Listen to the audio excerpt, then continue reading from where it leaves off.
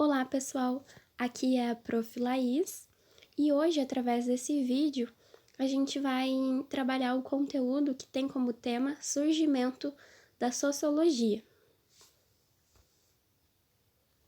Nosso objetivo, então, é compreender qual foi o contexto histórico e social que caracteriza o surgimento da sociologia. A sociologia ela se consolidou como um método científico, como uma ciência, e ela teve como proposta a compreensão da sociedade, desse mundo social, durante o século XIX, na Europa.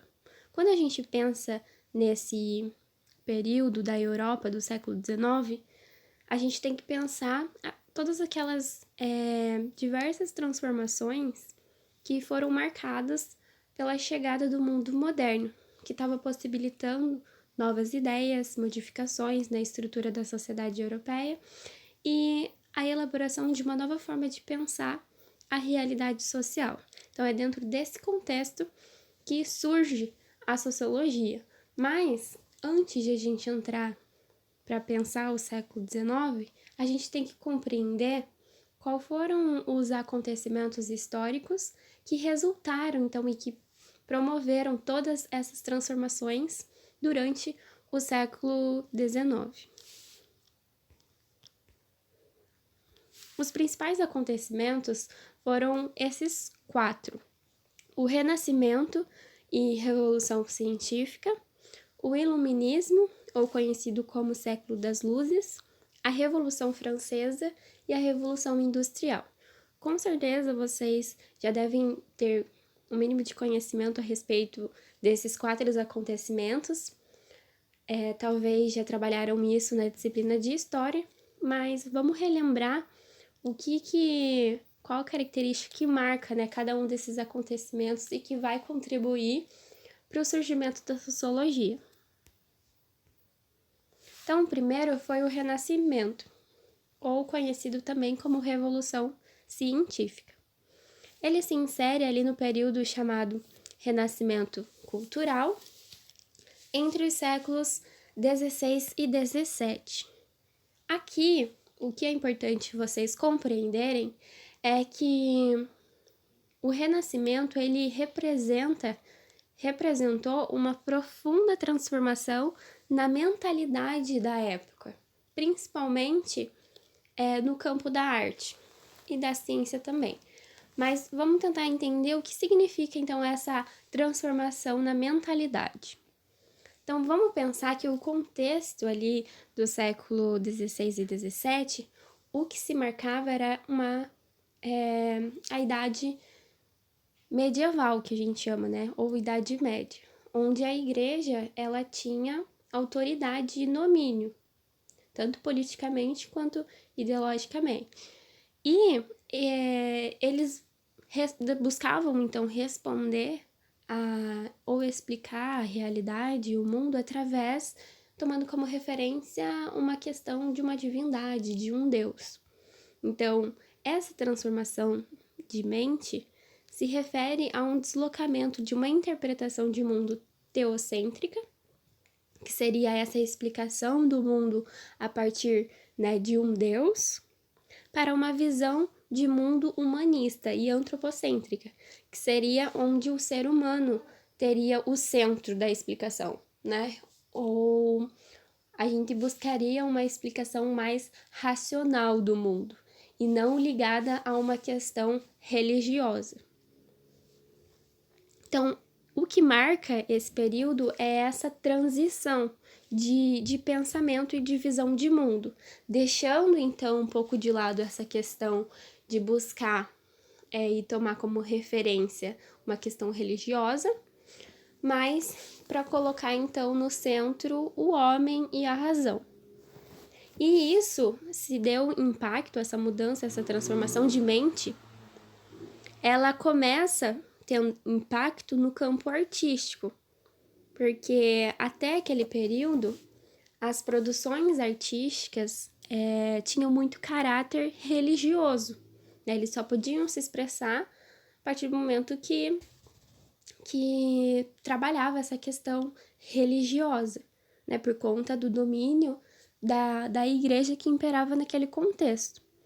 E aí, isso então passa a ser uma coisa, uma prática no campo artístico e passa a ter mais então produções que buscassem a valorização da individualidade humana, né, tentando romper com esse domínio da igreja. E no campo da ciência também tem um impacto no sentido de buscar, então, a ciência passa a se desenvolver cada vez mais, buscando um método rigoroso e confrontando, então, essas verdades absolutas da religião, buscando trazer essa questão da razão, né, como um centro para responder os problemas que imperavam naquele momento.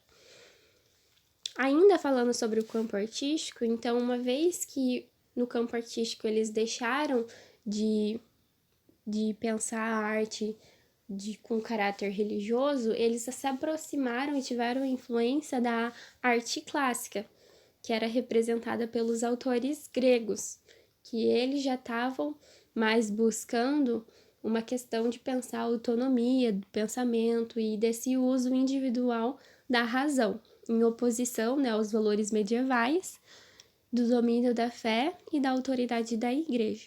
Então, o Renascimento, gente, compreendam que é essa transformação de mente da época, tá? De deixar uma visão de mundo teocêntrica para passar para uma antropocêntrica, ou seja, onde o ser humano tem o centro. O outro acontecimento é o Iluminismo, ou o século das luzes, que está ali entre o finalzinho do século XVII para o século XVIII. Então, foi um movimento intelectual, cultural e político ocorrido naquele momento, no qual teve como objetivo compreender e organizar a sociedade com base na razão e na ciência. Então, percebam que é uma continuidade, né, de uma transição da Idade Média para a Idade Moderna. Então, todos esses processos foram importantes para a gente pensar e chegar lá no século XIX com o início da modernidade. Então, nesse período do iluminismo, existia esse esforço, então, de formar intelectuais, né, que respondessem às realidades de uma forma racional e que em oposição, então, a todas essas concepções e verdades dos valores medievais. Eles buscavam, através da razão, essa emancipação do homem em relação a esse livre pensamento e defendia também a educação popular, em oposição à educação concebida exclusivamente aos nobres e ao clero. Pensando que nesse contexto do século XVIII, o sistema, né, organizacional da sociedade, ela era o que a gente conhece como uma monarquia, né, um absolutismo, que significa o quê? Então, a organização existia, vamos pensar uma pirâmide. Nessa pirâmide tem 3 camadas. Quem estava no topo seria os nobres, né? Embaixo seria o clero. E aí, o último, que a gente chama de terceiro estado, seria formada pelos camponeses, pelos trabalhadores e pela burguesia. Então, existia uma relação muito de hierarquia, né, dos nobres e do clero. Então, eles tinham muitos privilégios, principalmente nessa questão educacional. Só eles tinham acesso à educação. Não era aberta para toda a população. E esse grupo, né, que defendiam essa questão do iluminismo, eles então eram a favor e contra então esses privilégios dos nobres e do clero e defendiam essa educação popular. Eles tinham ideais, esses ideais iluministas eles correspondiam aos interesses da burguesia, que buscava a sua ascensão. Então, a burguesia, por mais que dentro dessa hierarquia, dessa sociedade, eles tinham ainda muito acesso e poder dentro dessa estrutura, mais, né, do que os camponeses e trabalhadores, mas ainda a burguesia estava muito inconformada e insatisfeita com todos esses privilégios dos nobres e do clero. E eles, então, buscavam se ascender, né? Ou seja, tomar o poder e romper com essa estrutura. E isso aproximou, então, a burguesia dos iluministas, por conta dos ideais que eram parecidos. Vamos para a Revolução Francesa. A Revolução Francesa foi um movimento político que ocorreu ali no ano de 1789, que rompeu com o poder do clero e da nobreza, gerou buscas por liberdade, por igualdade e fraternidade e privilegiou a ascensão e a consolidação da burguesia. Então, a partir do momento, né, que ocorreu o iluminismo e houve essa compatibilidade de interesses entre os iluministas e a burguesia, isso facilitou, né, essa parceria, vamos dizer assim, facilitou com que a burguesia se ascendesse, ela conseguisse, né, através da Revolução Francesa, tomar o poder e romper com essa estrutura da nobreza e do clero.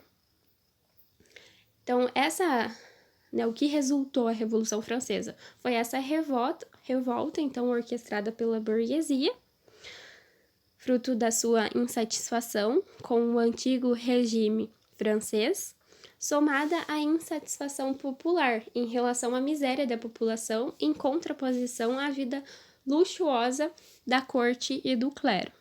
Então, foi a burguesia, ela teve uma estratégia muito boa para conseguir conciliar com a revolta da população, né, dos trabalhadores que estavam vivendo num contexto ali de bastante desigualdade, em contraposição à vida luxuosa que a corte vivia. Então, ela soube, né, pensar uma estratégia muito boa que acabou rompendo, então, com esse regime, né, de hierarquia e de privilégios da corte. Uma coisa que fez com que rompesse o antigo regime francês foi a Declaração dos Direitos do Homem e do Cidadão, que ocorreu ali nesse período e que estabelecia, então, a igualdade de todos os cidadãos. Embora cabe a gente relembrar que as mulheres, elas não eram consideradas cidadãs ainda nessa época. Isso vai se dar ainda lá para frente.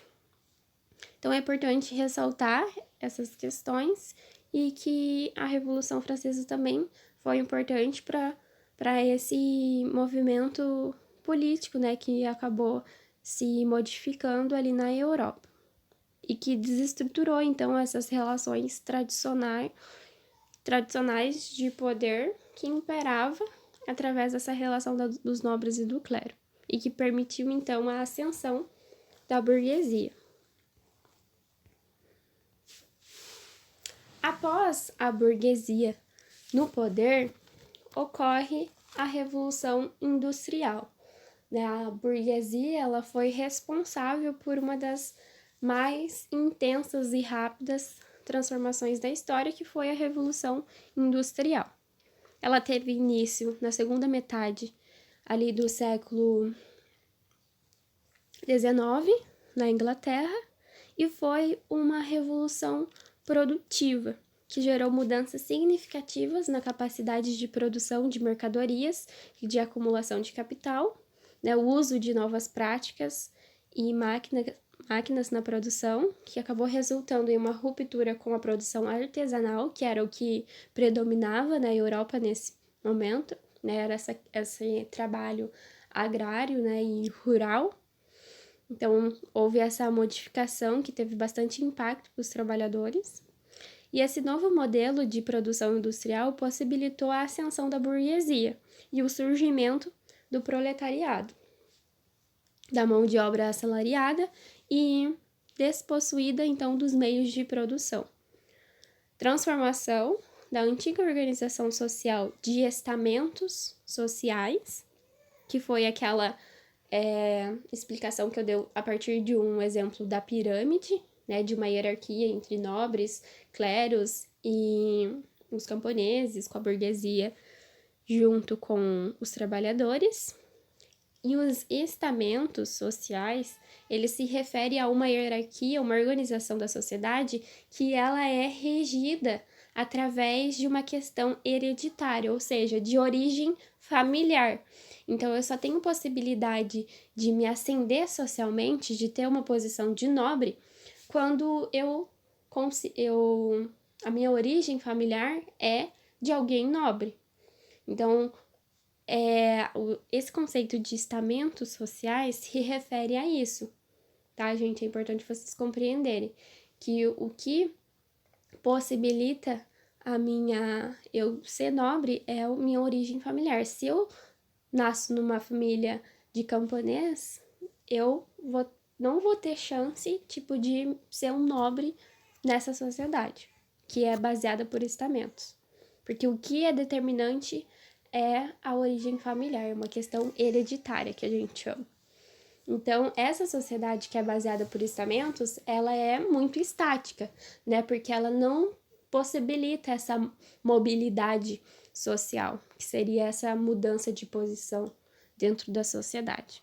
Então, isso é rompido nessa organização de estamentos e passa a ser, então, uma sociedade de classes sociais. Quais são as classes sociais que nascem, né, a partir da Revolução Industrial? São duas classes, a classe da burguesia e a classe do proletariado, que seria os trabalhadores que não têm os meios de produção, né, o maquinário e tudo que precisa para você montar alguma fábrica.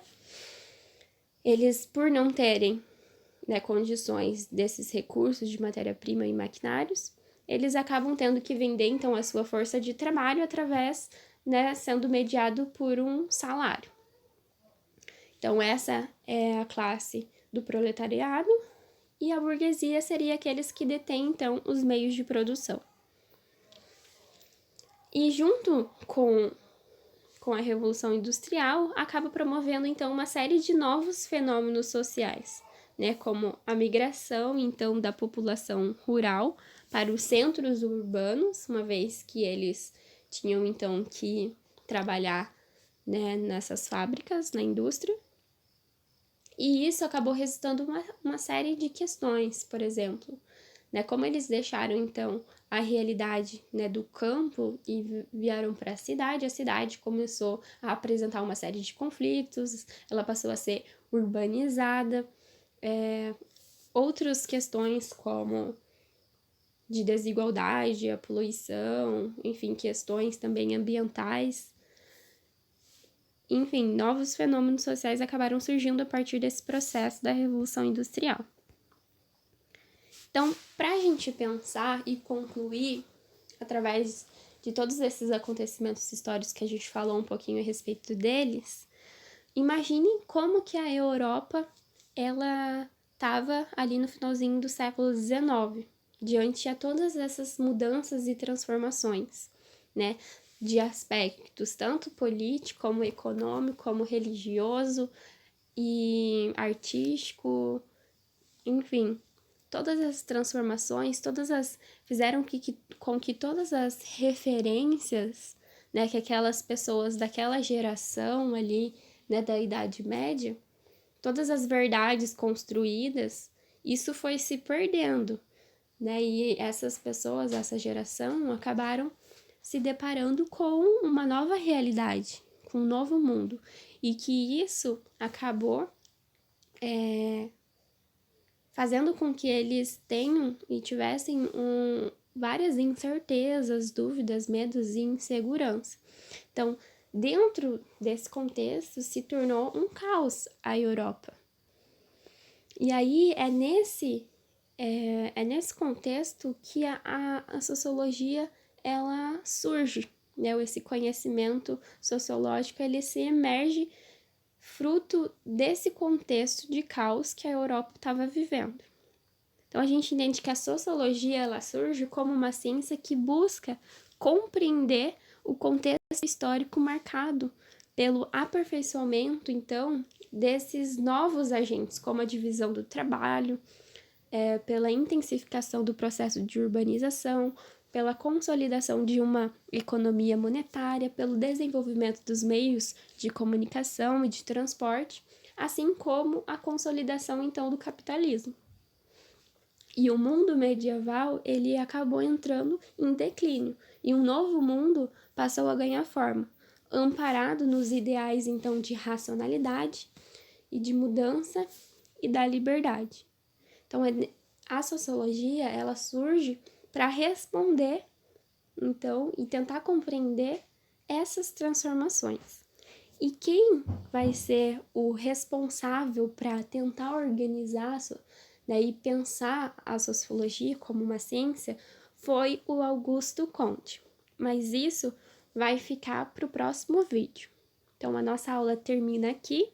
Espero que esse vídeo possa ajudar vocês a compreender um pouco a respeito desse contexto histórico do surgimento da sociologia e a gente continua no próximo vídeo. Abraço para vocês e até a próxima!